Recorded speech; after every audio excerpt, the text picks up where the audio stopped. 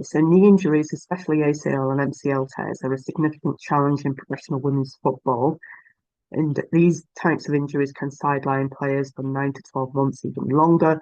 Or if they aren't as severe, then they can take much less. And this is a 10-week rehabilitation process for this athlete. And I've been given permission to go through this. So this is going to be a snapshot view of her 10-week rehabilitation process. And this is just a letter that she received from the team doctor. So we have an MDT. And so this is just saying, thank you for meeting with us regarding your injury assessment. And then this is a summary of that. And then if the athlete has any questions, and of course she knows who to go to. It just means that there's consistency in regards to the comms and also as well in the language and terminology. So everybody knows what's going on.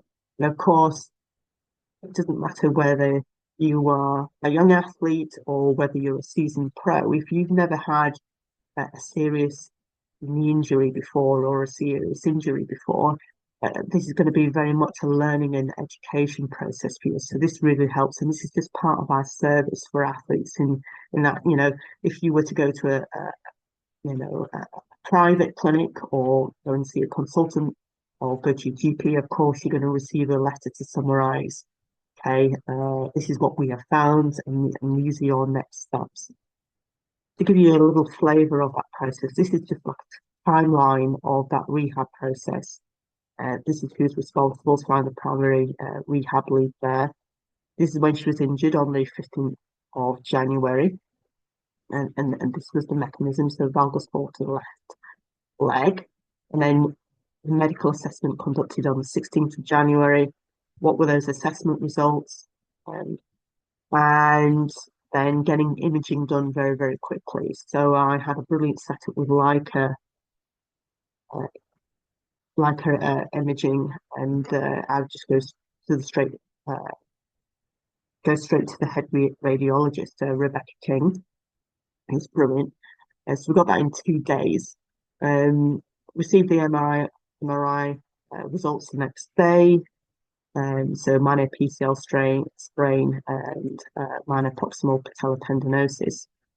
And then this is my team doctor saying this is what he anticipates, that it's a 6 to 10 week recovery. But this, of course, depends on the athlete, which is Carly, and of course the pain in her knee. And then this information and the timeline is communicated out. And of course,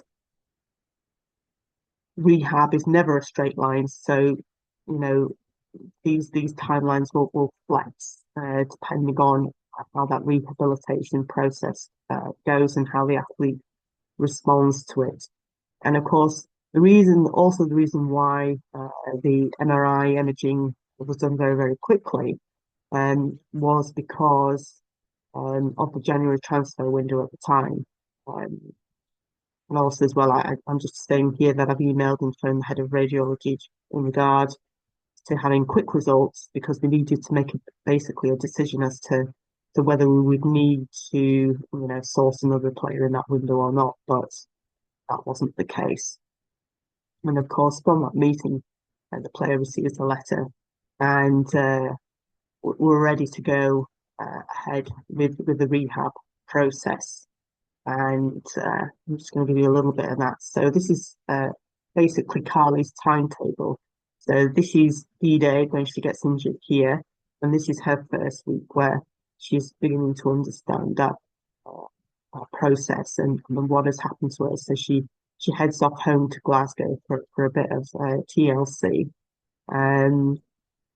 So if I were to just give you some examples of the type of record keeping which is done. So this is a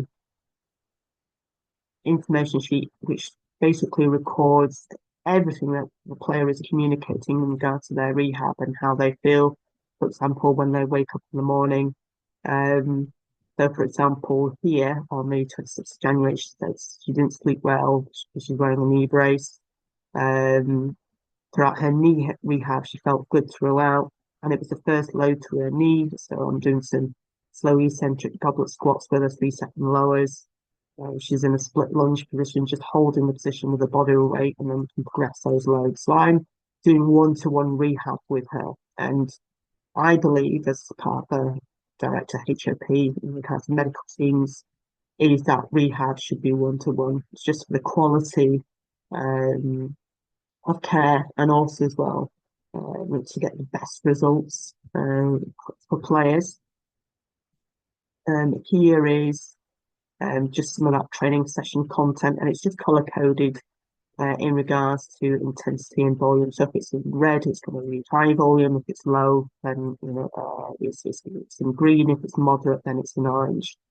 And all I'm doing is basically recording um, what we're doing every single day. So everything must be recorded, which is absolutely critical for rehab processes. Um, if I were to swings, and this is just stabilizing the foot, because this is really important later on when you're back running on a pitch. But for all movements really in the gym, that you've got good foot stability, because it just means when it comes to your bigger exercises, your bigger lifts, then of course you're able to get the best out of them because you've got a stable foot, which then affects muscle and joint further up the chain. So after you've done that, you're just going into a calf circuit, which I call knee protection and speed, which is really, really important. Both. And so what she's doing is 2 feet on the Smith machine holds, okay, for 10 seconds, and then she's going into 3 second lowers, and then she's going straight into raises, so 10 raises going up and down. So again, I'm making sure that her feet are okay, so feeling through the balls of her feet. And then just to show you this, it's what I call ankle reactive taps. So this energy release sequence bit at the end is really, really important because you can't take any impact. Can we still get and train reactivity through the feet? Yes, we can. So this is just literally tapping on the balls of your feet. You can hold on to something to do this, and completing that in front of the mirror. So of course, you've got to be careful in regards to knee range and pain. As long as you stay away from that, then you can get and train reactivity through the foot, because you can't do rudiments, which is left, left, right, right, left, left, right, right bouncing. You can't do any form of dribbles as yet. Ankle activity, you can't do any pogos. This is a lower level way of getting reactivity through the foot really early on. And this is why I just called it ankle reactive taps. So I just made this exercise up. Then we're going up the chain to hamstrings, glutes, and hips. So these are hamstring and glute pull throughs. So you can check on my YouTube video. I've got some of those exercises on there. And also, we'll want to do this a little bit more in depth, pull those videos up. Standing groin holds. So when I was doing this with her, it's literally, I am using my palm of my hand and she's pressing against it. Okay, so her foot is nice and straight, toes pointing forwards, and she's pressing against that. 6 to 8 seconds is comfortable. And again, she's holding on for support. So I'm getting work, asymmetric work through the groin, which is really important. And then after that, you can do weight plate groin slides, which is really low level. Again, foot is nice and flat, toes pointing forward, and you're just sliding your foot along.